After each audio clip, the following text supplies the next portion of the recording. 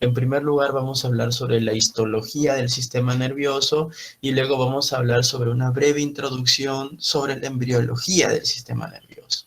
¿Da? Entonces, comencemos hablando de la histología. Lo primero que debemos recordar es que el tejido nervioso está compuesta por dos tipos de células, ¿no? Las neuronas, que son aquellas, pues, que tienen una capacidad de conducción del impulso eléctrico, por definición, y tenemos a otro grupo de células que son llamadas las células de la glía, o también la llamada las células de sostén, que digamos cuya función primordial no es la de transmisión del impulso eléctrico, sino es diversa. Pero ojo, no estoy diciendo con eso que las células de la glía no tienen también por allí alguna capacidad de transmitir impulsos, ¿no? Por ejemplo, los astrocitos pueden transmitir impulsos eléctricos también, pero no es su función primordial, ¿ya? Entonces, tomen ustedes a la neurona como la unidad funcional del sistema nervioso y a las células de sostén o células de la glía, tómenlas como células no conductoras que más bien cumplen otras funciones que vamos a ver más adelante. Ahora, si nosotros hablamos de las neuronas, recuerden que existen cerca de 10.000 millones de neuronas, ¿no? Con las que nosotros nacemos o tenemos en nuestra máxima etapa de desarrollo, ¿no? Hay un mito que dice, ¿no? Que tú naces con cierto número de neuronas y a partir de ahí ya la vas perdiendo, ¿no? Inclusive durante la niñez, durante la infancia, incluso durante la adolescencia, uno todavía fabrica, ¿no? Neuronas. Hay todavía neuroblastos que se van dividiendo y se van diferenciando todavía, ¿ya? La neurona se puede dividir morfológicamente, estructuralmente, en tres partes. Tenemos una primera parte que es el cuerpo celular, mucho más conocido como soma neuronal. Luego tenemos un axón y luego tenemos a las dendritas. Hay que recordar que el axón va a ser la porción donde se van a transmitir los impulsos eléctricos, ¿ya? Este axón a su vez tiene tres partes, los nodos o nódulos de Ranvier, tenemos a la vaina de mielina y tenemos al botón terminal. Y luego la tercera parte de la neurona está compuesta por las dendritas. Las dendritas son prolongaciones del soma o del cuerpo celular que tienen como función primordial aumentar la superficie receptora de las neuronas, o sea, aumentar la superficie que va a estar en contacto con otras células, ¿no? Para con esto poder interactuar con la mayor cantidad de neuronas posibles, ¿ya? No se olvide. Ahora, entonces tenemos aquí una imagen típica, ¿no? De una neurona llamada multipolar. Tenemos aquí el soma neuronal, tenemos unas proyecciones que son las dendritas, que como ustedes pueden ver se ramifican, van a haber dendritas primarias, secundarias, hasta terciarias, y luego atrás tiene también una prolongación que se denomina el axón, y el axón va a tener una porción final que es el botón terminal, ¿no? Que es una especie de también ramificación del axón. Ahora, pueden darse cuenta ustedes de que tanto las dendritas como el axón en realidad son prolongaciones del soma. Por lo tanto, están compuestas por citoesqueleto, ¿no? Neurofibrillas, neurofilamentos. En la neurona, a diferencia de otras células, no sé, por ejemplo, una célula hepática, un hepatocito, la neurona se caracteriza, a diferencia de este hepatocito, por tener un citoesqueleto, por tener unas fibrillas, unos filamentos bastante importantes, ¿ya? Ahora, cuando hablamos del axón habíamos dicho que teníamos partes, ¿no? La vaina de mielina son estas zonas de aquí, digamos que de engrosamiento axonal, ¿no? Que es básicamente el axón que está envuelto por una capa o por una estructura de esfingolípidos, ¿no? Que tienen como objetivo acelerar la conducción del impulso nervioso. Y aquellas zonas del axón que no están envueltas de esta vaina de mielina, pues son los nodos o nódulos de Ranvier, ¿ya? Es por eso que se dice, ¿no? Teóricamente se dice que el impulso nervioso tiene una distribución saltatoria, ¿no? Así se dice, ¿no?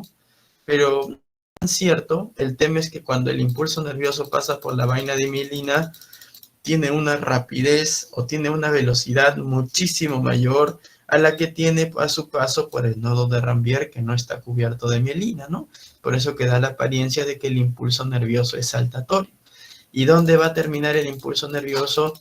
El impulso nervioso va a terminar aquí, a nivel del botón axónico, ¿ya? Ese es el botón axónico. Muy bien, esta es otra imagen de una neurona que básicamente nos va a decir un poco la función de cada parte, ¿no? Entonces, las dendritas y parte del cuerpo o del soma neuronal constituyen la porción receptora. ¿Por qué? Porque la mayoría de impulsos eléctricos van a llegar a las dendritas, no se olvide. Luego, el axón va a representar la porción conductora. Y tenemos acá, miren, ¿no? La vaina de mielina y tenemos aquellas zonas sin mielina que son denominadas los nodos de Ranvier. También por acá tenemos, miren, ¿no? Una célula que se llama la célula de Schwann, que no es una neurona, sino que forma parte de la neuroglía o de las células de sostén, y que son aquellas que van a fabricar la mielina, ¿no? Y luego tenemos una porción efectora que en la neurona está representada justamente por el botón axónico, que es la parte terminal del axón y que es aquella zona que se debe encargar de la transformación, ¿no? Del impulso eléctrico hacia un estímulo químico, debido a que en esta zona es donde se liberan unas moléculas llamadas los neurotransmisores, ¿no? Neurotransmisores, que son moléculas que van a interactuar o con otras neuronas o con cualquier otro tipo celular, por ejemplo, músculo liso, músculo esquelético, epitelio glandular, etc. ¿Ya? Perfecto. Si nosotros vemos, ya no en una figura, sino en un corte histológico, en una neurona o un cuerpo neuronal, podemos destacar, pues, de que la neurona puede tener una forma variable, pero una característica importante es que tiene un núcleo central claro, y dentro de ese núcleo tiene un nucleolo prominente bastante marcado, ¿ya? Entonces, la neurona puede tener muchas formas. Puede tener una forma piramidal, piriforme, puede ser redonda, puede ser alargada, ¿no? Etcétera. Pero casi siempre tiene un núcleo de posición central esférico grande y este núcleo va a tener un nucleolo prominente. Esa es una forma bastante práctica de reconocer a las neuronas en los cortes histológicos. Entonces, como habíamos mencionado, el soma o el cuerpo neuronal tiene una forma y un tamaño variable. Miren, va desde 4 micrómetros hasta 140 micrómetros. O sea, pues no hay punto de comparación, ¿no? Por lo menos unas 30 a 35 veces más puede variar el tamaño neuronal, ¿ya? Las formas son diversas, como ya les he comentado, pero de todas estas formas yo iría recordando una en especial, que es la forma piramidal, ¿no? Dado que una de las neuronas más importantes del sistema nervioso central son las neuronas piramidales, pues, ¿no? ¿Ya? Entonces vayan recordando ese nombre. Los otros poco a poco los vamos a ir viendo si es que es necesario. Tenemos ahí una neurona de forma piramidal, ¿no? En realidad, pues acá lo vemos en 2D, ¿no? Tiene una forma triangular, pero si lo viéramos en 3D, veríamos que tiene una forma típicamente parecida a una pirámide, ¿ya? Ahora, del núcleo que habíamos comentado, que es un núcleo grande, de localización central, esférico, y la característica más importante es que tiene un nucleolo prominente. Entonces, típico de la neurona. Ahora ya me voy dando cuenta que, si bien es cierto, no pertenece al núcleo, me voy dando cuenta que el citoplasma neuronal está lleno de unas estructuras que adoptan una tinción basófila, ¿no? Entonces, y eso es importante. ¿Por qué?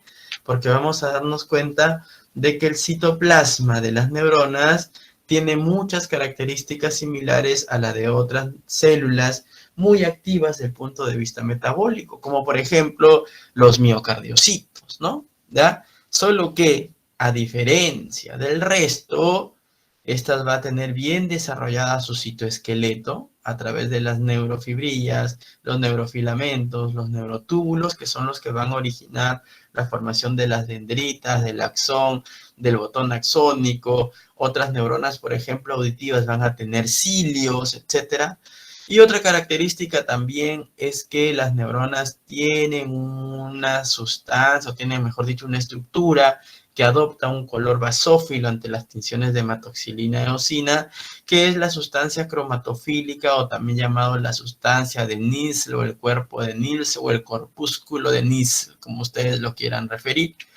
Y estos corpúsculos, cuerpos o sustancias de Nissl son básicamente una representación o un acúmulo de retículo endoplásmico rugoso, solo que como están dispuestas de forma paralela y muy cercanas entre sí, adoptan pues no una formación particular que es marcadamente basófila, ¿ya? Y tiene como función principal la síntesis proteica. Entonces, por ejemplo, acá nosotros vemos algunas tinciones, o sea, usando una tinción, valga la redundancia, que se llama el violeta de Crecilo.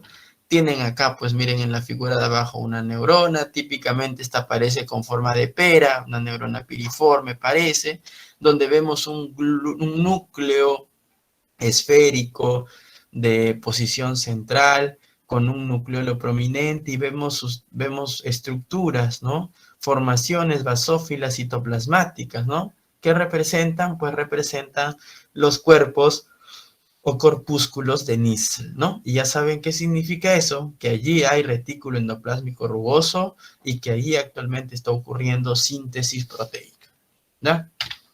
Muy bien.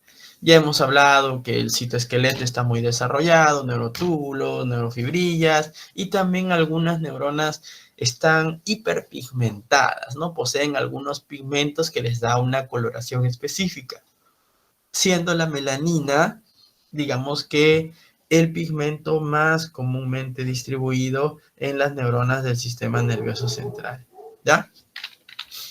Ahora, hablando de las otras partes, tenemos a las dendritas, ¿no? Las dendritas, pues, están ubicadas en la zona del soma neuronal, prácticamente se desprenden del soma neuronal, se ramifican muchas veces, hay dendritas primarias, de las cuales salen dendritas secundarias y de las cuales salen dendritas terciarias, y su objetivo primordial va a ser aumentar la superficie receptora, aumentar la superficie de la neurona que va a estar en contacto con otras células, incluyendo con otras neuronas, para de esa forma poder interaccionar con la mayor cantidad de ellas, ¿ya?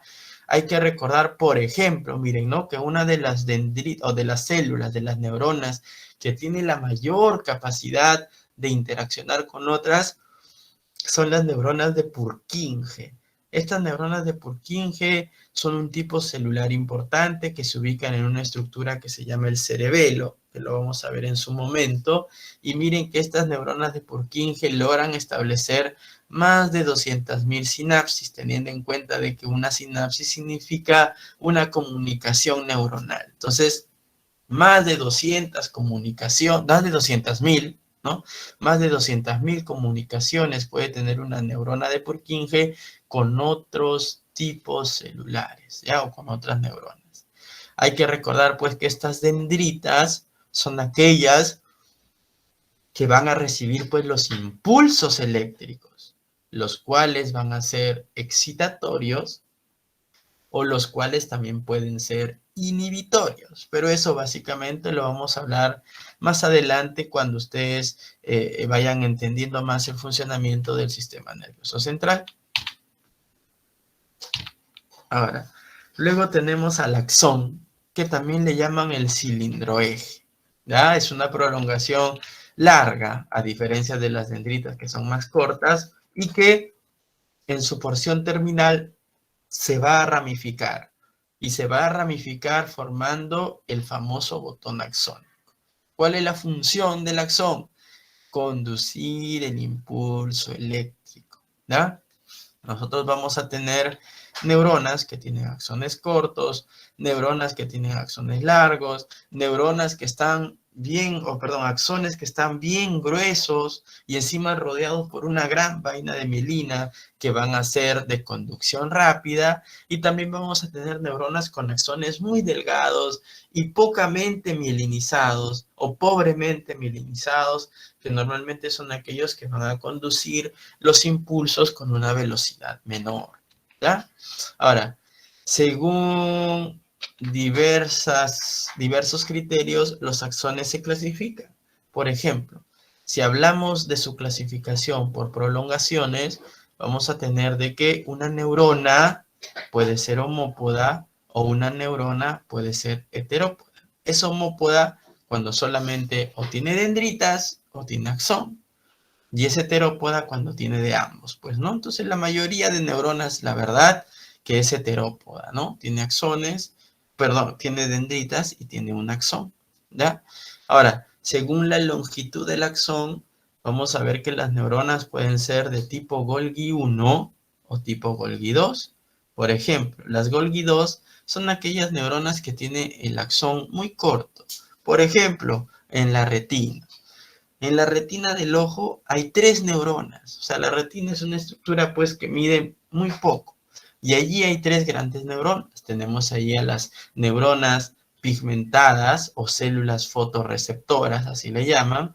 Tenemos a las neuronas bipolares y tenemos a las neuronas ganglionares. Todas ellas ocupan el espesor de la retina. Entonces entenderán de que poseen axones bastante cortos, ¿no? En cambio, hay unas neuronas que yo les comenté que vayan recordando, que son las neuronas piramidales, las cuales más bien tienen axones muy largos, ya que van desde la corteza cerebral hasta la médula espinal. Entonces entenderán que pueden tener recorridos muy amplios, más de 20, 30, 40, hasta 50 centímetros de longitud, según sea la parte de la médula donde quieren llegar, ¿ya? Según su forma, ya les he dicho que las neuronas tienen diversas formas. Por ejemplo, aquí arriba tenemos una neurona piramidal, típicamente con una gran dendrita apical y 2 dendritas horizontales, ¿no? De forma característica. Luego tenemos aquí estas neuronas que son las neuronas de Purkinje, que son las neuronas, que son las neuronas de Purkinje, allí, ¿no? Que típicamente tienen una forma de como que de una pera, ¿no? Parecen una pera, pero lo que llama la atención en ellas, miren, son sus proyecciones dendríticas que logran formar un árbol gigantesco a nivel de la corteza cerebelosa. Luego tenemos aquí unas neuronas que típicamente se le llaman estrelladas, ¿no? La mayoría de veces son amorfas, pero algunas de ellas sí logran adoptar una forma de estrella. Y luego tenemos aquí, por ejemplo, neuronas ganglionares que son típicamente circulares, miren, ¿no? Circulares. Entonces las neuronas pueden adoptar muchísimas formas. Ahora, según su número de prolongaciones, una neurona puede ser unipolar si tiene una, bipolar si tiene 2 prolongaciones, pseudo-unipolar si tiene una única prolongación que luego se ramifica. Esta neurona pseudo-unipolar, recuérdenla también desde ahora porque es importante.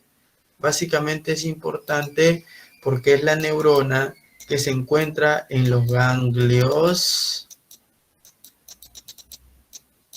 de la raíz dorsal,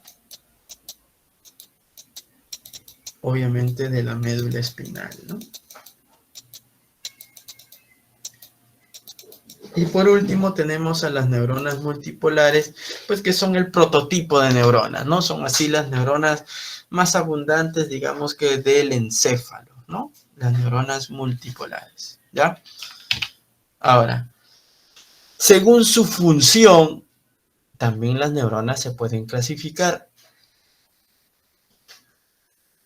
Se pueden clasificar en neuronas aferentes y se pueden clasificar en neuronas eferentes. Tomando en cuenta ¿qué? Tomando en cuenta una estructura.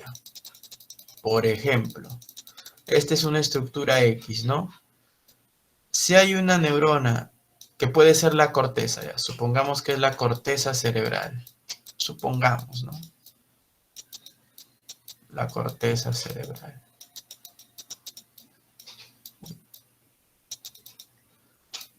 Ya. Supongamos que esta neurona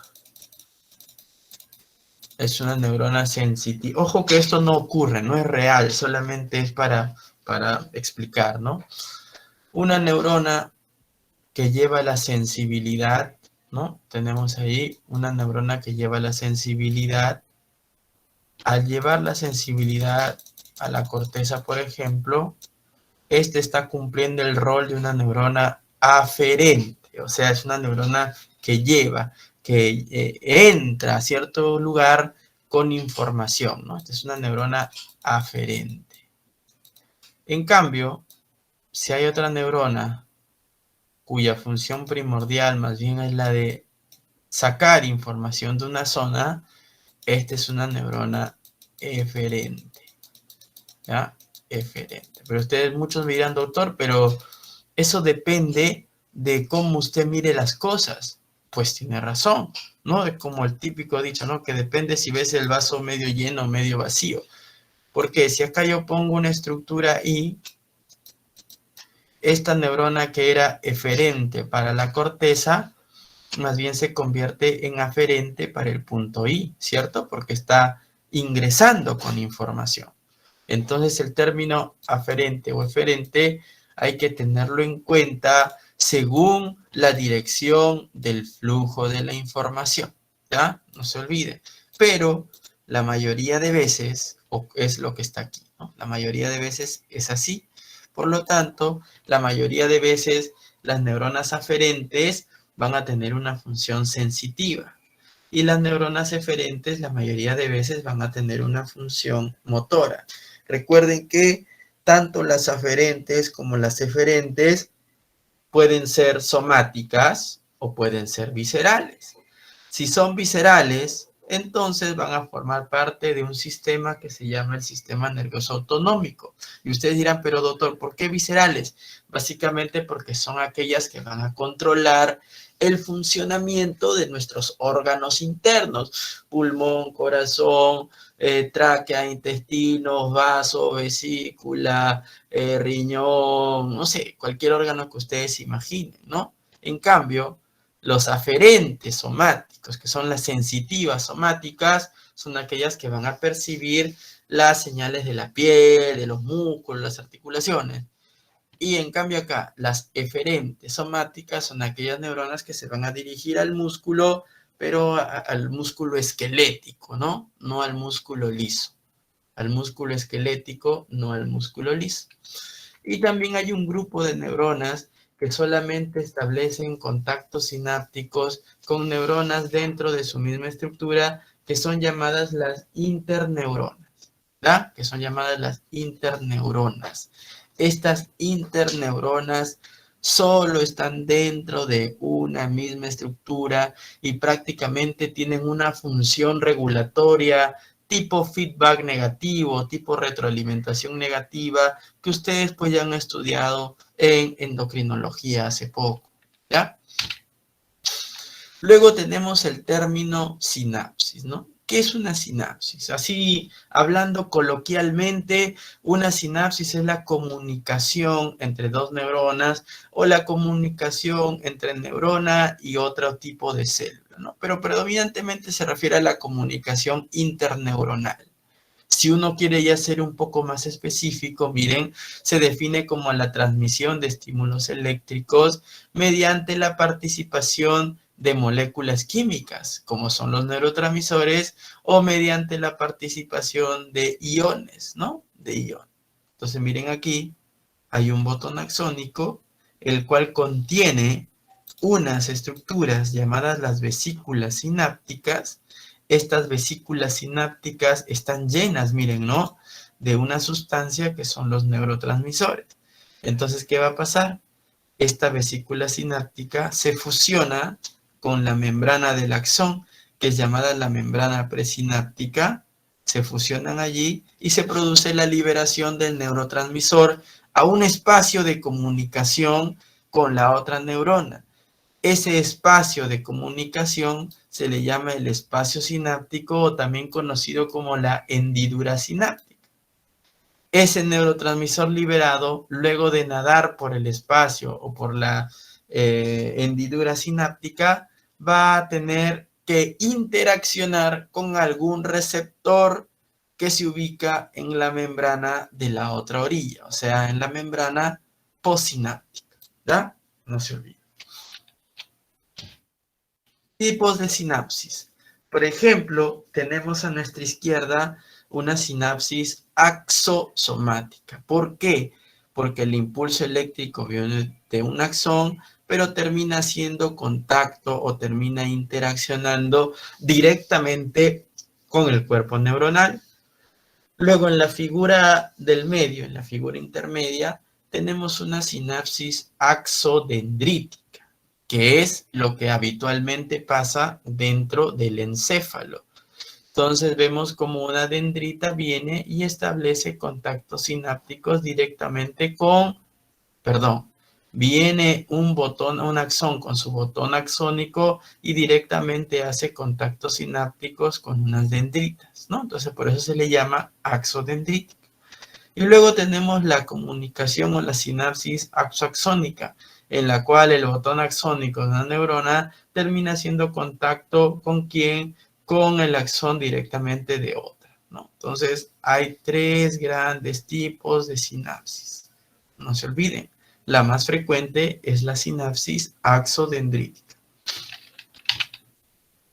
Y dejando un poco de lado a las neuronas, hemos comentado que también hay otro grupo celular importante para el funcionamiento. Es como que la neurona sea el artista, pero las células de sostén o las células de la glía son aquellos que venden las entradas, que arreglan el escenario, que prueban el sonido, que prueban el sistema visual, etcétera, ¿no? Entonces es todo lo que está atrás. Nosotros vemos a la neurona como el héroe, como la que actúa, como la que hace el trabajo, ¿no? Pero en realidad para que ésta lo pueda hacer, necesita todo un equipo que esté detrás de ella, ¿no? Y todo ese equipo que está detrás de ella son las células de sostén, ¿ya? Ahora, las células de sostén van a variar, ya sea en el sistema nervioso central o en el sistema nervioso periférico. Ustedes ya más o menos tienen una idea, ¿no? Entiendo yo que ustedes el año pasado ya han llevado por lo menos clases introductorias de esto, así que más o menos saben, pero un recordar. El sistema nervioso central está formado por el encéfalo y por la médula espinal. El encéfalo, a su vez, está formado por los hemisferios cerebrales y por el tronco encefálico. Entonces, las células de sostén de los hemisferios, del tronco y de la médula espinal son los astrocitos, los oligodendrocitos, las células de la microglía y las células ependimarias. En cambio, las células de sostén del sistema nervioso periférico son las células de Schwann, que tienen a su similar en los oligodendrocitos. Tenemos a las células satélite, que tienen en su similar a los astrocitos, y el sistema digestivo también tiene sus propias células de la glía, que son las células gliales entéricas, ¿no? Pero en realidad eso lo ven más cuando hacen gastro, ¿ya? Hablemos brevemente de ellas. Los astrocitos de las células de la glía, digamos que los astrocitos cumplen una función fundamental. No vivirían las neuronas sin los astrocitos. Ya están en íntima relación. Están en íntima relación, en íntimo contacto. ¿Ya? Básicamente, la función de los astrocitos es dar un soporte estructural, un tipo de andamiaje vascular y también da un tipo de soporte metabólico. O sea, por así decirlo, son quienes crían a las neuronas, ¿no? Desde pequeñas, como vamos a ver en la parte embriológica, llevan a las neuronas o guían a las neuronas a su lugar donde van a quedar al final, son aquellas que le dan de comer a las neuronas, son aquellas que le dan un soporte estructural donde crecer a las neuronas, etc. Son importantísimas, ¿ya? No hay forma de que pueda desarrollarse una neurona si es que fallan los astrocitos. Inclusive, muchas enfermedades inmunitarias o autoinmunes del sistema nervioso central tienen como objetivo no a la neurona, sino al astrocito, ¿ya? Entonces hay que un poco darle crédito al astrocito y entender su real importancia. Hay varios tipos de astrocitos, siendo los más importantes los astrocitos fibrosos, ¿ya? Los astrocitos protoplasmáticos o protoplásmicos, según alguna bibliografía, y luego tenemos unos astrocitos que en condiciones normales no existen, que se llaman los astrocitos gemistocíticos, ¿ya? ¿Qué podemos decir de los fibrosos? Los fibrosos son aquellos que tienen prolongaciones largas, ¿no? Pero se encuentran en mayor cantidad, en mayor proporción o en mayor concentración en la sustancia blanca. Ustedes dirán, doctor, ¿y qué es la sustancia blanca? ¿Qué es? Bueno, también como recordarán ustedes, en el tejido propiamente nervioso tenemos sustancia gris y sustancia blanca. La diferencia yace en que en la sustancia gris abundan los cuerpos o los somas neuronales, ¿no? Las neuronas propiamente dichas, su cuerpo, sus dendritas, ahí están. En cambio, en la sustancia blanca, lo que abunda más no son los cuerpos neuronales, sino los axones. Hay hartísimo axón en la sustancia blanca, hay hartísimos somas en la sustancia gris, pero los astrocitos fibrosos están en mayor concentración en la sustancia blanca. Ahora, luego tenemos los astrocitos protoplasmáticos o protoplásmicos, que más bien tienen prolongaciones cortas, pero están en mayor cantidad o concentración en la sustancia gris. Y luego tenemos los gemistocíticos, que como yo les comenté, no están en una neurona normal, en un tejido cerebral normal, pero sí hacen su aparición ante injurias cerebrales. O sea, cuando hay un daño cerebral, el astrocito cambia de forma, muta, y se convierte en un astrocito gemistocítico, ¿ya? Tenemos acá, miren, ¿no? Una imagen, primero algunos astrocitos protoplasmáticos, ¿no? Que como ya les he dicho, son más pequeños, tienen ramificaciones innumerables, pero cortas, ¿no? Son como arbolitos de bonsái, algo así, miren, ¿no? Ahí claramente.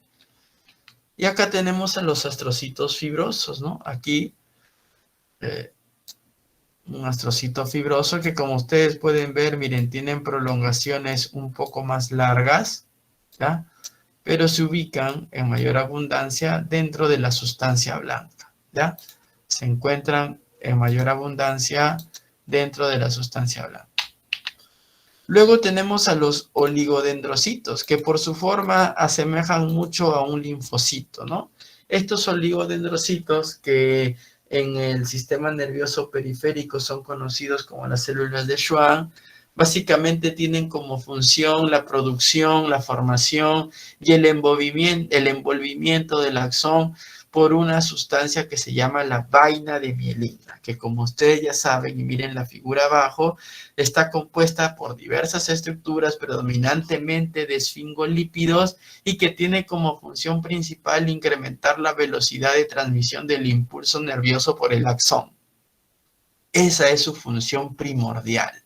Por lo tanto, ustedes ya váyanse haciendo una idea que los axones bien mielinizados conducen más rápido o con mayor velocidad la información, y que los axones poco o nada mielinizados más bien conducen más lentamente el impulso eléctrico. Ahora, la mielinización es un proceso importante que suele ocurrir durante la niñez y durante la infancia.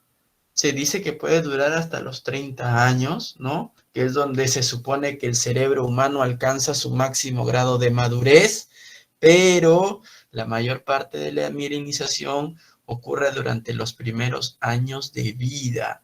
Y mientras mayor estímulo haya, más capacidad de mielinización hay, ¿ya?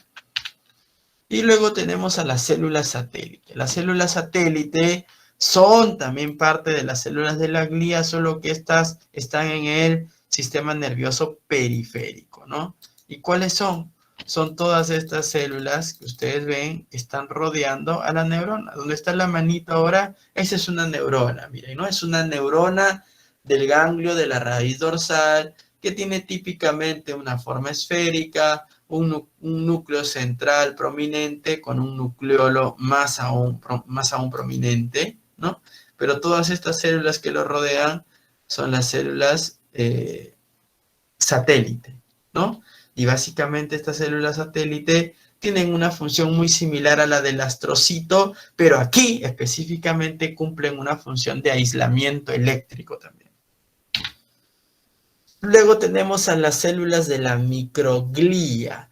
Estas células de la microglía son las que están en menor cantidad, pero cumplen una función importante, dado que son las células inmunitarias del sistema nervioso, ¿ya? Son células que cuando se activan tienen propiedades fagocíticas.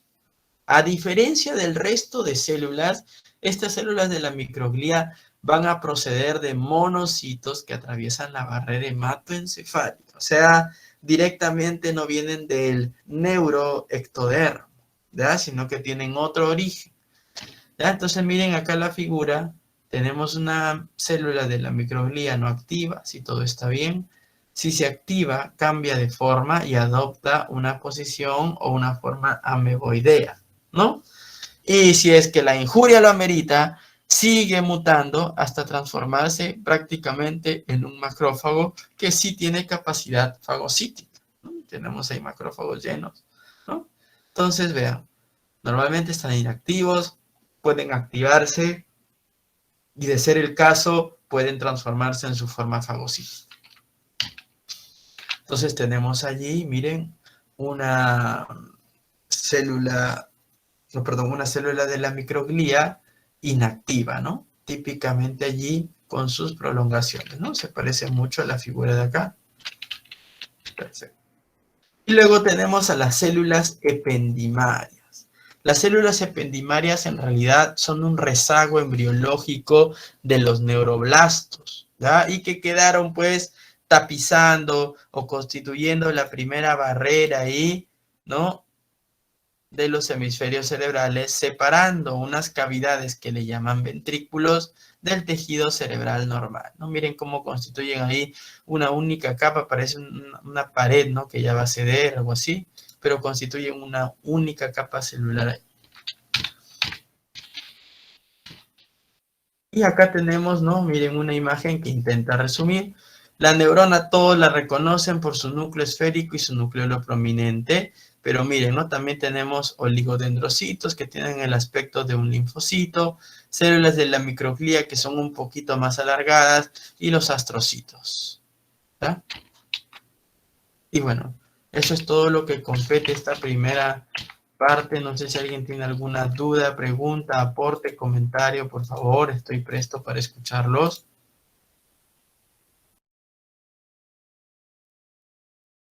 Alguien, por favor. Mencionas lo importante de la microglía. Era que provenían de monocitos y que puedan atravesar, ¿no?, la barrera hematoencefálica. ¿Eso es lo más importante? O no sé qué más mencionó, disculpe, se cortó. Lo más importante es que son las células inmunitarias del sistema nervioso. O sea, si tienes una infección, se te mete un virus, una bacteria, un parásito, un hongo, son aquellas que se van a activar y son tus defensas del sistema nervioso, ¿no? Eso es lo más importante, diría yo. Una característica llamativa es que no derivan del lugar embriológicamente hablando de donde derivan el resto de células, incluyendo las neuronas, que es el ectodermo, sino estas más bien tienen un origen mesodermal, ¿no? Propio de los monocitos. No sé si alguien tiene alguna otra duda, pregunta, aporte, comentario. Doctor, una consulta. Usted dijo que las células ependimarias se paraban en los ventrículos, ¿de qué exactamente? Del tejido cerebral. son como una barrera, son como una pared, por ejemplo, que separa tu casa de la calle, ¿no? Entonces, la calle, por ejemplo, son los ventrículos, que son cavidades que están llenas de un líquido que se llama el líquido cefalorraquídeo, y la pared de tu fachada es hacia adentro, ya es tu casa. Igual, ¿no? Las células ependimarias son una barrera. De ahí para afuera, ventrículo. De ahí para adentro, ya es tejido cerebral, ¿no? Doctor, otra pregunta. Cuando se refería que las neuronas son unipolares, bipolares, pseudo unipolares y multipolares, se refiere o sea, sus prolongaciones, pero se refiere incluso al número de las dendritas y axones, ¿verdad? Se refiere al tipo que tiene, ¿no? Mira, vamos a ver aquí. Esta pregunta, ¿no? Sí, doctor. Por ejemplo, unipolar solo tiene una prolongación, que en este caso es un axón, ¿no? Bipolar, que en este caso solo tiene, o bueno, que tiene dos prolongaciones, que en este caso son dos axones. Pseudo-uni, ¿no? ¿Por qué pseudo-uni? Tiene una única prolongación, pero que luego se ramifica. O sea, tiene un tronco axonal que luego se divide en dos. Y a esta se le llama multipolar porque sí tiene ambas, pues, ¿no? Tiene un axón y tiene varias dendritas, ¿no? Por eso se le llama multi, ¿no? Doctor, entonces unipolar, bipolar y pseudo unipolar no tienen dendritas. No tienen dendritas, pues, no tienen dendritas, exactamente.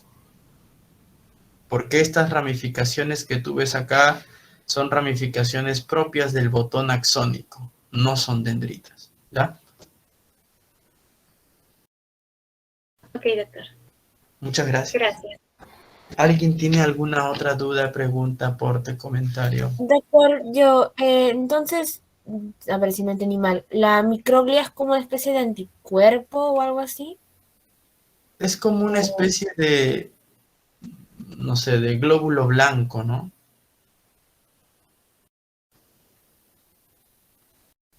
Es una Ok, especie de leucocito, ¿no? Porque un anticuerpo ya no es una célula, ¿no? Un anticuerpo es una molécula, ¿no? Un anticuerpo es una molécula, en cambio, esta es una célula, ¿no? Es como un leucocito, es el leucocito del sistema nervioso, por así decirlo. ya.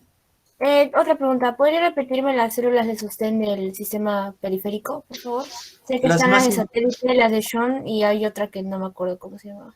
en realidad, las más importantes son las células satélite y las células de Schwann, como tú misma lo has mencionado. Son las dos más importantes, son las que deberías recordar. Porque las células entéricas no hay pues en el sistema nervioso, ¿no? Sino que están dentro de los plexos nerviosos del tejido gastrointestinal, ¿ya? Ok, doctor, gracias. Perfecto, excelente. Muy bien. Entonces, si no Doctor, hay... Sí, te escucho. una última pregunta. Usted dijo que las células de satélite, su función principal era el aislamiento eléctrico. ¿Eso quiere decir que hacen que la neurona evite comunicarse con otra? No, lo que pasa es que, mira, las células satélite se encuentran rodeando a unas neuronas que no están, digamos que en el sistema nervioso central, sino que se encuentran en unos ganglios cerca a la médula espinal. Y esos ganglios, pues entenderás que también están cerca de otras estructuras, ¿no?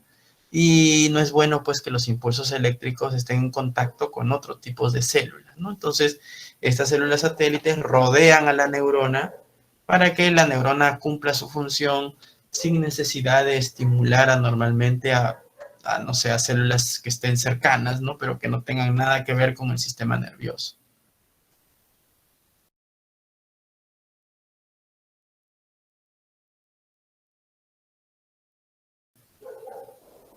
Ya, perfecto. Entonces, vamos a dar unos minutos de break, ¿ya? Para luego seguir con la siguiente clase. Vamos a dar, ¿qué hora es? A las 6:05 regresamos, pueden tomar agua, estirar las piernas y regresamos con la parte de embriología, ¿ya? Muchas gracias. ¿Me escuchan? ¿Sí? ¿Hola? Sí, doctora, gracias. Sí, Perfecto. 6:05, regresamos. Gracias.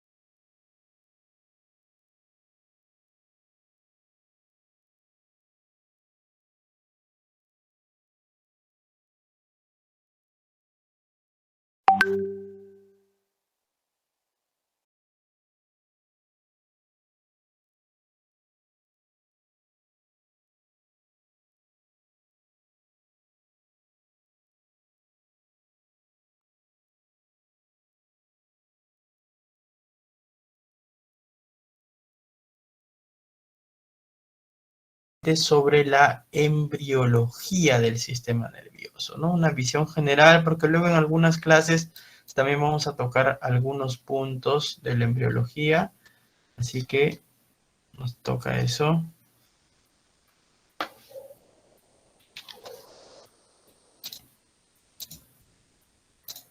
Muy bien.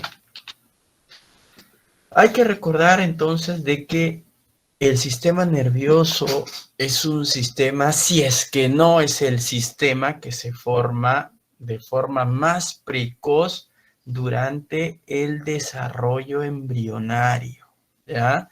Y comienza su desarrollo, tal cual como dice en la diapositiva, durante la primera parte, o sea, durante los primeros días de iniciada la cuarta semana del desarrollo. O sea, la primera semana, día 0 a 7, luego la segunda semana hasta el día 14, la tercera semana hasta el día 21 y la cuarta semana corre de allí en adelante. Entonces, durante ya los primeros días de esa cuarta semana inicia la formación del sistema nervioso.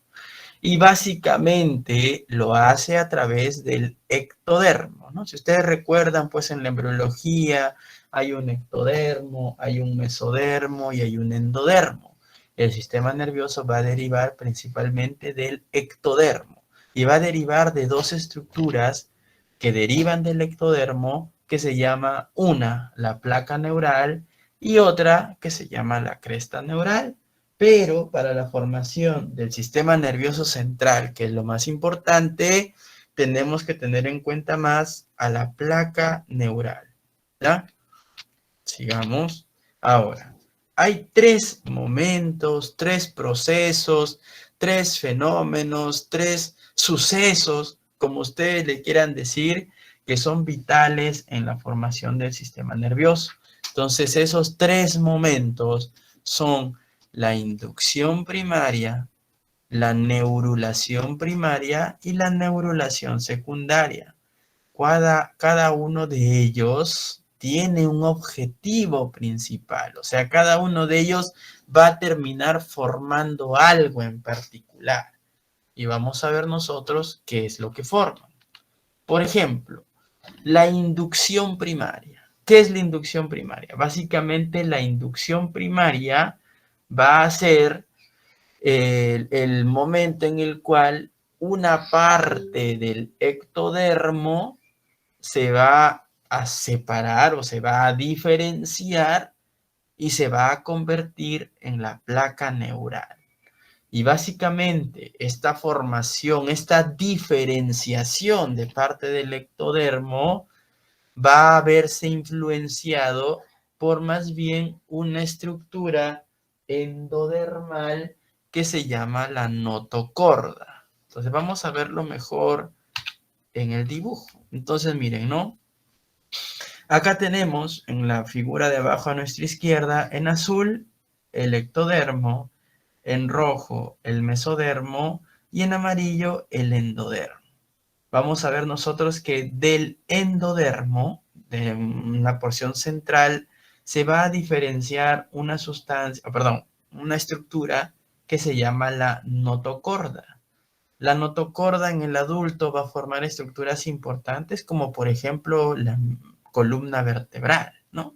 Entonces la cosa es que esta notocorda que deriva del endodermo va a comenzar a secretar una serie de moléculas inductoras que va a, por así decirlo, seducir a alguna parte del ectodermo para que se diferencie. ¿Qué moléculas son estas? Por ejemplo, la anogina, la cordina y el factor 8 de crecimiento de los fibroblastos. Entonces, esta zona aquí que se ve influenciada por esas moléculas secretadas por la notocorda va a terminar diferenciándose en la famosa placa neural, ¿ya? La placa neural. Y entonces, el resultado final de la inducción primaria va a ser la formación de la placa neural. No se olvide de la placa neural, ¿ya? Luego vayamos con la neurulación secundaria. Vayamos con la neurulación, perdón, con la neurulación primaria. ¿Ya? En la neurulación primaria, más bien, ya se formó la placa neural, ¿no? Vamos a ver aquí. Ya se formó la placa neural, pero ahora, esta placa neural, pues, tiene que ir cambiando de forma. Entonces, miren, se va a ir, por así decirlo, invaginando, se va a ir cerrando, por así decirlo, ¿no? Miren, se va diferenciando, poco a poco se va cerrando, se va desprendiendo del resto del ectodermo y va a terminar formando un tubo hueco que se llama el tubo neural. Entonces, parte de la neurulación primaria va a ser la formación del tubo neural. Pero ese tubo neural pues es como un tubo hueco, es como que ustedes agarraran un papel y lo doblan formando un tubo, pero tiene una abertura anterior y tiene una abertura posterior, ¿no? Entonces, la neurulación primaria, entonces tiene como primera parte la formación del tubo neural, pero como segunda parte va a tener como objetivo el cierre de esas aberturas que va a tener este tubo, que son llamados neuroporos. Entonces, los neuroporos son las aberturas que tiene el tubo neural. Entonces, miren, acá está el tubo neural, tiene una abertura anterior o superior, o que le llaman cefálico, porque está arriba, superior, pues donde está la cabeza, y tiene también una abertura inferior, ¿no? Que le llaman caudal, neuroporo caudal, ¿no? Entonces, la neurulación primaria va a terminar cuando ambos neuroporos se cierran, tanto el neuroporo anterior como el neuroporo posterior, o neuroporo caudal y el neuroporo cefálico arriba y el neuroporo caudal abajo. ¿Ya? No se olviden. Entonces, aquí, perfecto, vamos acá. Cuando se cierra el neuroporo cefálico, o sea, ese hueco del tubo que estaba en la región superior, en la región anterior, se cierra aproximadamente el día 27 de gestación. Y cuando se cierra el neuroporo inferior, posterior o también llamado caudal, se cierra el día 27. Uno se cierra el 25, otro se cierra el 27. Yo sé que ustedes pueden leer en internet o en alguna otra bibliografía que puede decir día 24 y día 26, pero en realidad si uno, por así decirlo, ¿no? llega a un consenso, la mayor parte de información netamente neurológica dice que se cierra el cefálico el 25 y el caudal el 27. O sea, hay como que unas 48 horas de diferencia entre el cierre de uno y otro, ¿ya? Tienen que recordar de que para que se forme el sistema nervioso central es obligatorio que se cierren los neuroporos. Si no se cierran los neuroporos, no hay forma de que de que el neuroporo, de que el sistema nervioso central se termine de formar adecuadamente, y la mayoría de veces la falla del cierre de estos neuroporos constituye malformaciones que son incompatibles con la vida, ¿ya? Entonces, miren, ¿no? Tenemos aquí imágenes justamente de donde lo que ha fallado es el cierre del neuroporo anterior. Y esta falla del cierre del neuroporo anterior conlleva a una falla a una falla en la formación de los hemisferios cerebrales, que puede ser parcial, ¿no? Por ejemplo, miren acá, ha formado parcialmente, ¿no? Hemisferios cerebrales, o incluso puede ser una falla total, donde prácticamente no se forme encéfalo, ¿no? Ahí tenemos distintos grados de fallas del cierre del neuroporo anterior, como por ejemplo tenemos la anencefalia, ¿no? que es ya lo más severo, la anencefalia, que como su mismo nombre lo dice, ¿no? Uy, perdón por esa raya, la vamos a borrar. Ya, anencefalia, que como su mismo nombre lo dice, an de ausencia, ausencia de formación del encéfalo, como por ejemplo acá en este caso, como por ejemplo acá en este caso, acá en este caso. Otro espectro es la holoprosencefalia, donde se forma, holoprosencefalia, donde se forman unos hemisferios cerebrales bastante primitivos, la mayoría de veces un único hemisferio, o sea, ambos están unidos, ¿ya? E inclusive eso puede cruzar con la famosa ciclopía, ¿no? Que solamente, pues, el paciente tiene un solo ojo, ¿ya? Estos son defectos propios del fallas en el cierre del neuroporo anterior, ¿ya? Son la mayoría de ellos incompatibles con la vida y se van a manifestar por abortos espontáneos antes del tercer trimestre de gestación, pues, ¿no? Ustedes habrán leído que muchas veces mujer está embarazada, pero a las pocas semanas no tiene un sangrado, pierden a sus bebés, ¿no? ¿Por qué? Porque la mayoría de ellos tenía defectos genéticos incompatibles con la vida, ¿no? Y la mayoría son pues propios del sistema nervioso central, ¿ya? Ahora, si es que hay algunos que llegan a nacer, porque hay algunos que llegan a nacer, lamentablemente tienen o estos defectos siguen siendo incompatibles y suelen fallecer antes de los 2 años de vida, ¿ya? Ahora, ¿por qué es importante esto? Porque la mayoría de los defectos del cierre de los neuroporos, o sea, en la formación del tubo neural, puede prevenirse. Y puede prevenirse gracias a la toma del famoso ácido fólico, ¿no? La mayoría puede prevenirse gracias a la toma de ácido fólico. Pero ojo, ojo, ojo. Yo dije de que la formación del sistema nervioso empieza a partir del día 21 en adelante, ¿no? O sea, a partir del inicio de la 4ª semana, ¿ya? Y ya saben que el cierre del neuroporo anterior en promedio es al día 25 de gestación, ¿no? El día 25. La mayoría de mujeres gestantes se da cuenta de que está embarazada cuando tiene un retraso superior a 1 o a 2 semanas. Entonces, si ustedes se dan cuenta, un retraso superior a 1 o 2 semanas, ya estamos hablando pues justamente de estos días, ¿no?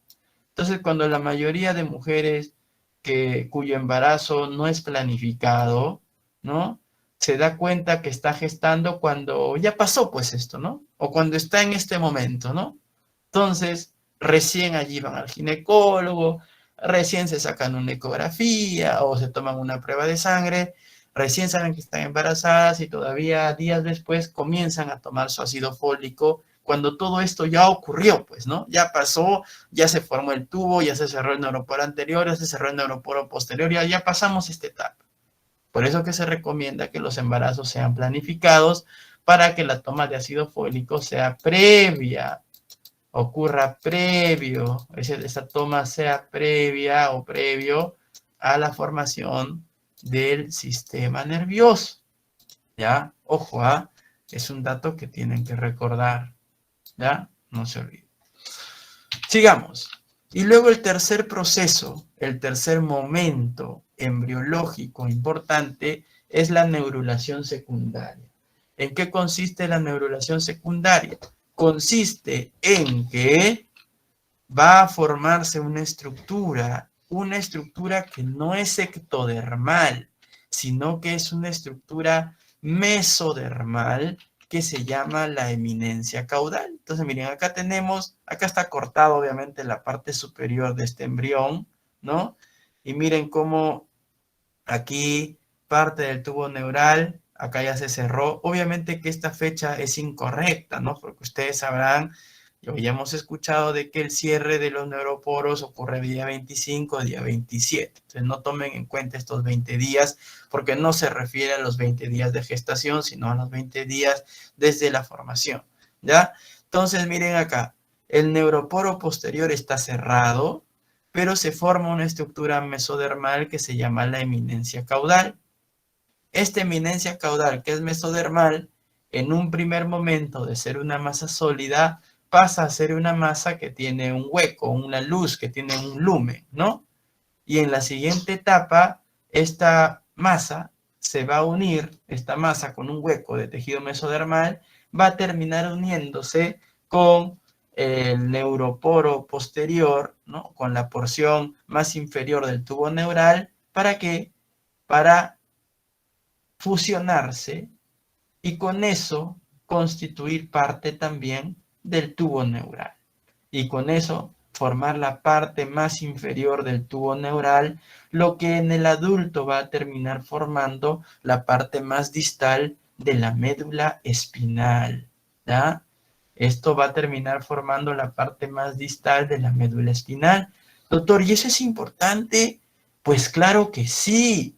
¿Por qué? Porque fallas en la neurulación secundaria, fallas aquí, puede dar origen a otros defectos. Seguramente ustedes han escuchado del mielomeningocele, ¿no? Que son niños que nacen pues con un problema en la parte baja de la espalda, ahí como con una bolsa llena de tejido que puede contener raíces nerviosas o incluso puede contener hasta médula espinal. Pues justamente también se forma, o ese defecto se forma aquí, en una falla de la neurulación secundaria. Aunque no es tan frecuente, digamos que la falla más frecuente es una que se llama la médula espinal anclada, ¿ya? Pero también puede formarse. Entonces, vean la importancia, ¿no? Si no se forma placa neural, no hay vida, pues, ¿no? Si no se forma placa neural, no hay vida. Si no se cierra el tubo neural, hay vida, pero normalmente son incompatibles con la finalización de la gestación, o si logran nacer todos, o el 99%, pues muere antes de los 2 años de edad. Los defectos de la neurulación secundaria sí pueden tener un mayor tiempo de vida e inclusive algunos de ellos pueden ser reparados intraútero, ¿no? Ahora se le puede operar pues a los bebés estando dentro del útero todavía de sus madres, ¿no? La microcirugía, la cirugía fetal, se pueden corregir estos defectos ya intraútero, ¿no? Y con eso, obviamente, mejorar muchísimo la calidad de vida de los bebés. Entonces, acá quiere representar lo mismo, ¿no? Miren, neuroporo posterior, acá tenemos la eminencia caudal y la fusión de ambos es lo que va a representar la neurulación secundaria. Ahora, otra característica importante de la formación embriológica del sistema nervioso central es el concepto de diferenciación cefalocaudal.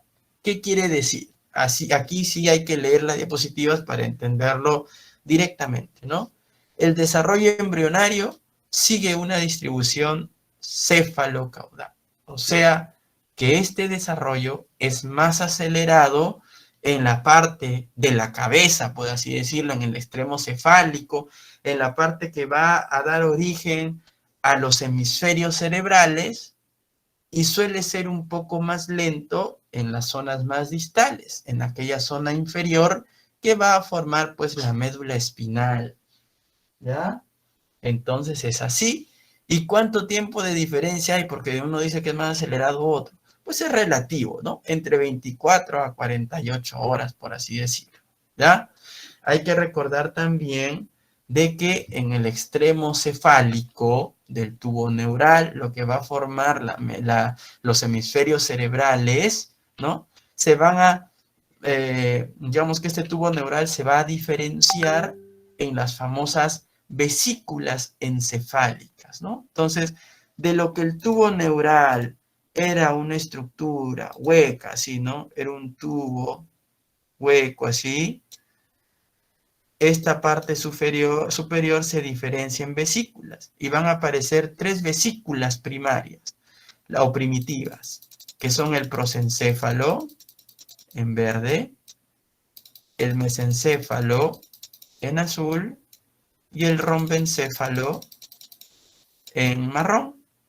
El resto de lo que queda de tubo neural hacia abajo va a formar la médula espinal. Estas son las vesículas primarias. Luego esas vesículas primarias se van a dividir y van a formar las vesículas secundarias. Por ejemplo, el prosencéfalo se va a dividir en prosencéfalo secundario y en diencéfalo, pero este prosencéfalo secundario también es llamado telencéfalo. Telencéfalo, ¿ya? Luego, el diencéfalo, que también forma parte de él. El mesencéfalo va a seguir siendo mesencéfalo, no cambia de nombre. Y en cambio, el rombencéfalo se va a dividir en metencéfalo y en mielencéfalo. El metencéfalo, a su vez, va a originar ¿qué? Va a originar a la protuberancia, ¿ya? Y el mielencéfalo va a originar al bulbo raquídeo. Pero el metencéfalo, aparte de la protuberancia, también va a dar origen al cerebelo. Al cerebelo. Y estas vendrían a ser las vesículas terciarias. Telencéfalo, luego viene diencéfalo, luego viene mesencéfalo, protuberancia, cerebelo y bulbo raquídeo, ¿no? Pero acá hay que recordar los términos anteriores, que son de las vesículas primarias y de las vesículas secundarias. No se olvide, ¿ya? Muy bien, perfecto. Y ahora, ¿qué van a formar? Pues ya saben que el telencéfalo forma los hemisferios cerebrales. El diencéfalo va a formar en el adulto una serie de estructuras cuyo máximo representante es el tálamo. El mesencéfalo va a formar la porción superior del tronco encefálico, que se llama igual. El metencéfalo va a formar la porción intermedia del tronco, que es la protuberancia. Y el mielencéfalo va a formar la porción distal del tronco encefálico, que es el bulbo raquídeo. Y el cerebelo, pues, que es una estructura accesoria, ¿no? Que vamos a estudiar más adelante. Pero recuerden, el tubo neural, pues, era hueco, es un tubo. Y tubo, me refiero a de que porque en la pared, ¿qué hay en la pared, no? En la pared aquí, si yo lo dibujo bien, en realidad vamos a dibujarlo bien para que se entienda, ¿no? En realidad, pues, el tubo neural es algo así, ¿no? Al inicio, ¿no? En su parte inicial es algo así, donde todas sus paredes están formadas por células pluripotenciales, ¿no? Por neuroblastos allí, ¿no? Células primitivas allí, ¿no? Que luego se van a ir diferenciando y se van a ir multiplicando, ¿no? Está ahí, ¿no? Todo es como una única capa de células nerviosas pluripotenciales, ¿no? Que se van a dividir y se van a diferenciar. Ese es el tubo neural, miren, ¿no? Ahí está. Entonces tiene una capa de células y tiene una cavidad. A esta cavidad se le llama neurocele. Al inicio es vacía, pero rápidamente también se llena de un líquido que se llama el líquido cefalorraquídeo, que es el líquido que va a bañar al encéfalo, al cerebro, al sistema nervioso central, tanto internamente como externamente, ¿ya? Entonces, miren, esa cavidad también, conforme se va diferenciando el tubo neural, las cavidades también se van diferenciando y van a formar algo. Por ejemplo, la cavidad que estaba en el telencéfalo, esta parte de acá, esta cavidad, va a terminar formando ¿qué? Los ventrículos laterales.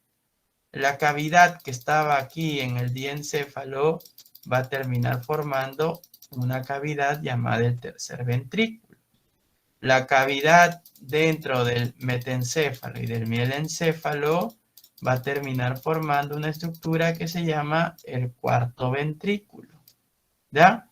Y la cavidad dentro del mesencéfalo termina siendo un conducto que se va a llamar el acueducto de Silvio, que lo vamos a ver con más calma otro día. pero para que se vayan imaginando, ¿no? Doctor, ¿y qué pasa con las paredes del tubo neural? Como estas son células, neuroblastos, son células primitivas, pues se van dividiendo, ¿no?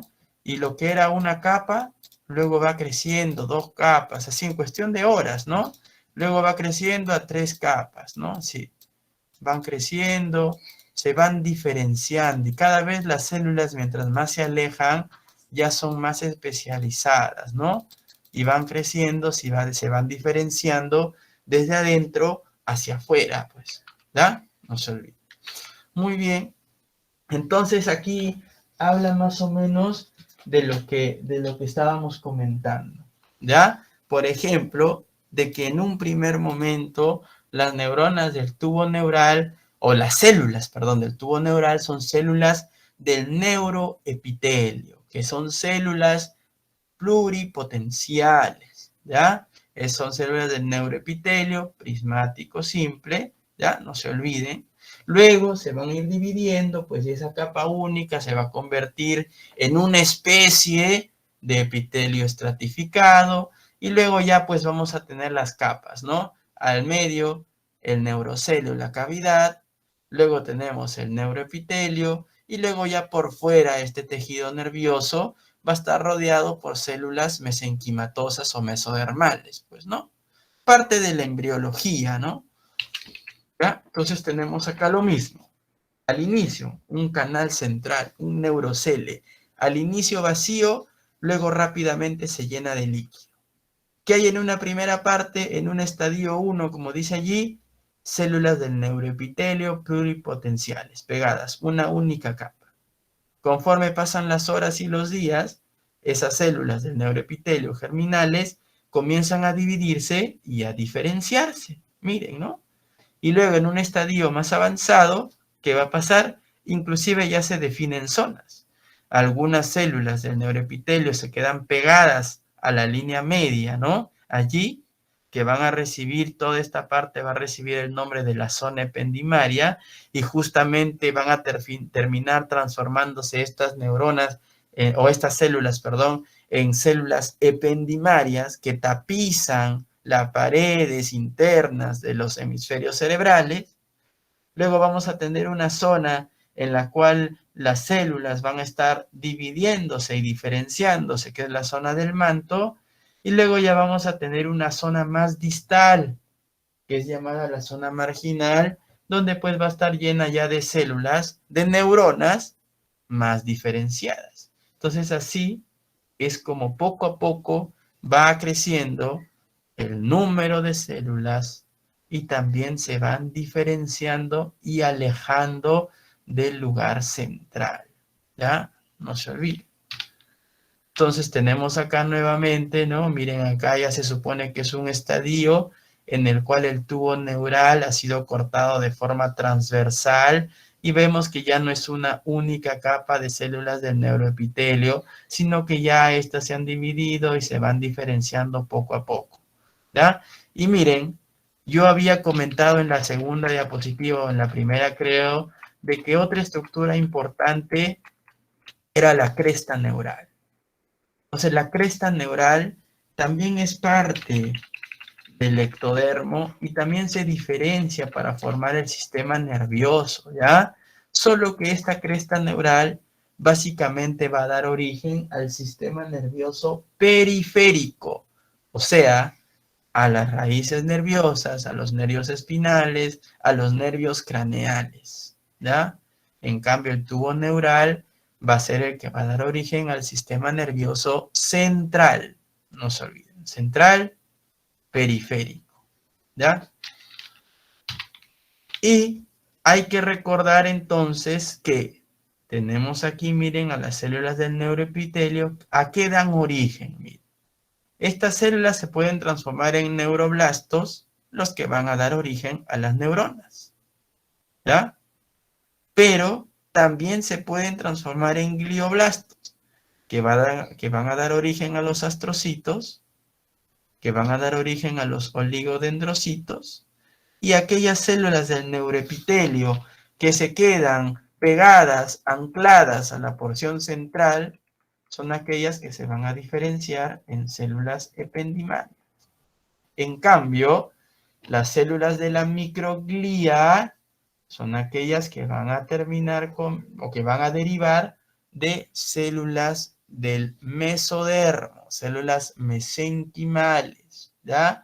Y recuerden que el oligodendrocito tiene su similar en el sistema nervioso periférico, ¿no? Que es la célula de Schwann, que también va a provenir de donde, del tejido mesenquimal o mesodermal. Entonces miren que las neuronas, las células ependimarias, los astrocitos y los oligodendrocitos tienen un origen directamente del neuroepitelio, un origen ectodermal, pero que las células de la microglía no lo tienen, más bien estas tienen un origen mesodermal. No se olviden, ¿ya? Y bueno, eso sería todo. No sé si alguien tiene alguna pregunta, duda, aporte, comentario, por favor, estoy presto a escucharlos.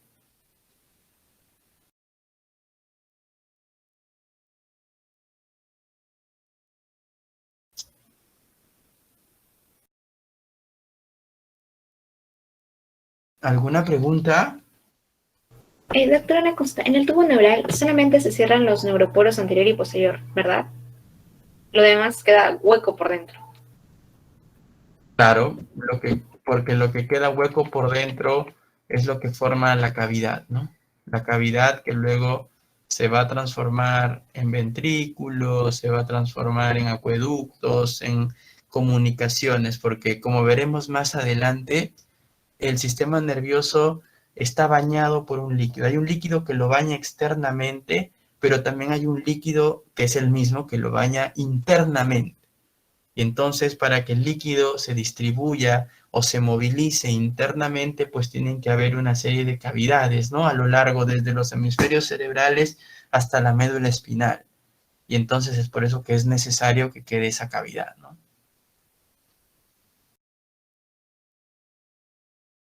Doctor, disculpe, ¿podría explicar otra vez la inducción primaria?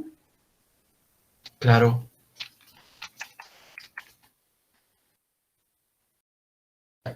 Entonces, recuerda que una vez que se forma el embrión, hay tres grandes capas, ¿no? El ectodermo, el mesodermo aquí en rojo y el endodermo en amarillo, ¿no? Tres grandes capas. Del endodermo se forma una estructura que se llama la notocorda, que en el adulto va a constituir la columna vertebral.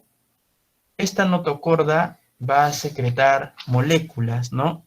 Que ya hemos dicho, la anogina, la cordina, el factor 8, que son moléculas que van a estimular la parte central del ectodermo y va a hacer que una parte de él se diferencie, adquiera cierta morfología histológica y constituya la placa neural.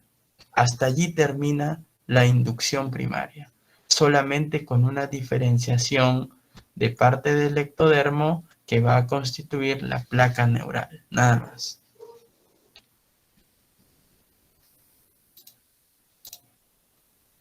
Gracias, doctor. Perfecto. Entonces, si no hay ninguna otra duda, por favor, todos los que están aquí presentes, coloquen presente en el chat para poder registrar su asistencia. Y a la brevedad, yo voy a crear el Classroom, se lo voy a mandar a la delegada para que pueda compartirlo con todos ustedes, ¿ya? Así que, por favor, todos coloquen presente en el chat para tomar en cuenta su asistencia.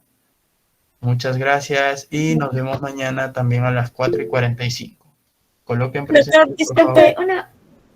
Sí, una consulta solo pequeñita. El neuroporo anterior es el cefálico, ¿cierto? exactamente. Neuroporo anterior, algunos le llaman superior, pero más conocido como cefálico, ¿no? Y el otro es el neuroporo inferior, posterior o algunos le llaman caudal. Ok, doctor, gracias. Doctor, disculpe, otra consulta. Las células ependimarias se diferencian, pero se quedan originalmente donde se encontraban los neuroblastos. Pero los glioblastos y las neuronas migran, ¿verdad? Perdón, las células ependimarias digamos que son el rezago embriológico de las células del neuroepitelio, de los neuroblastos, y se quedan pegadas allí, pegadas al hueco, por así decirlo, pegadas a la cavidad, ¿no? Eso sí. ¿Y lo otro que era, disculpa?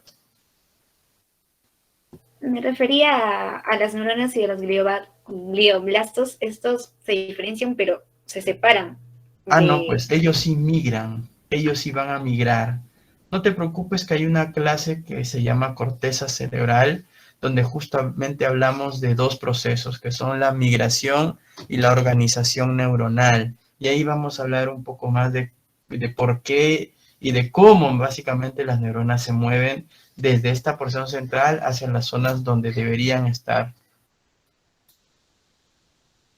Doctor, ¿podría ir a la última diapositiva, por favor?